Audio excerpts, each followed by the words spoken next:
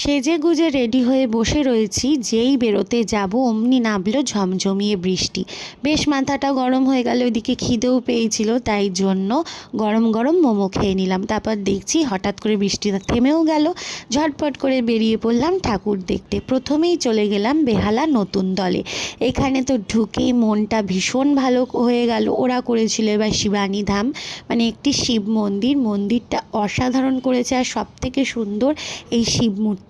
আর মায়ের কথা কি বলবো, দেবী দুর্গার মুখটা অসাধারণ সুন্দর হয়েছে। হ্যাঁ, নিজেরা ছবি তুলতে পারিনি, তবে রায়ের কিন্তু একটা ছবি তুলেই দিয়েছিলাম। নতুন দল দেখে চলে গেলাম হচ্ছে বেহালা ফ্রেন্ডসে। মানে কোথাও যাই না যাই, নতুন দল আর ফ্রেন্ডসের ঠাকুর কিন্তু দেখতে যেতেই হবে। আর এবারের ওদের থিম ছিল হচ্ছে দুর্ভিক্ষ। যেহেতু দুর্ভিক্ষ থিম ছিল, তাই মায়ের মূর্তিতে কোনো রকম সাজসজ্জা ছিল না, একদম সিম্পল প্রতিমা ছিল। ইতিমধ্যে নেমে গেল আবারও বৃষ্টি, তাই ঝটপট করে চলে এলাম বাড়িতে এসে মেয়েকে খাইয়ে নিলাম।